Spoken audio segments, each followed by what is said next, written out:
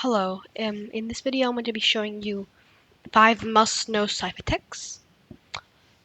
Um, Starting off with number 1 is I'm going to be showing you how to do a max height cam. This will give you the best value with your cam and allow you to make your cam survive for longer. All you have to do this is move your camera until it goes red, and once it goes red, move it down back until slightly until it goes blue, and then jump and left click at the peak of your jump. So as you can see, you just jump and left it, and that's the max height cam. Okay.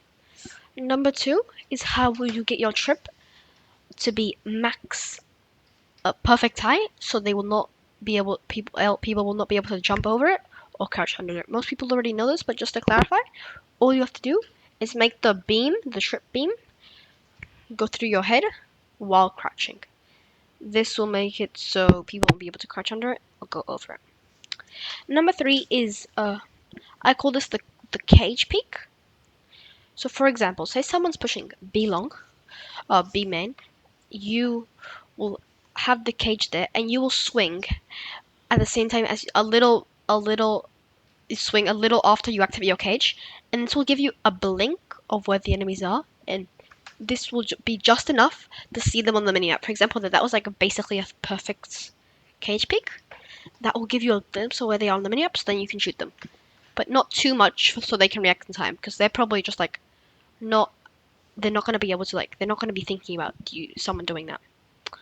So as you can see, so cage around where the edges, activate your cage when around where you're crossing the edge, and it will give you a cage sheet. If you learn this timing, it will really help you get a lot of free kills. Number 3 is corner caging. This was popularized by a YouTuber called Arch the Dog, I think. And for example, here's a lineup here. If you find this tile here in the floor, you'll be able to throw a cage. This spot here. If you find, so do you see that weird swiggle thing there? And then go to the left and then move up. Place a cage there, and then place it. I'm just showing you with my cam what enemies would see, and aim at the edge of the cage.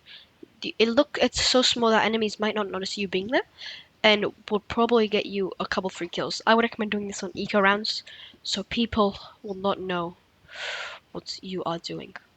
Okay, this final tech is, I call it a rotation cam. This is helpful if you've used your util somewhere else and use your cam to cover a certain part of the map. So for example, I have my cam mid, so I had my setup on B, like here, and say I played B and they didn't push B, so say I'm just over here, and they didn't push B, so I'm rotating to A, so I jump and cam because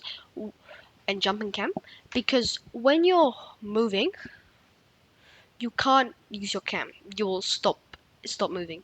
But when you're jumping, you are moving. So you jump, and then you move forward, jump, and then cam, and then while you're falling back down, you're also moving forward. You will also be able to check mid or whatever while rotating to wherever you need to go.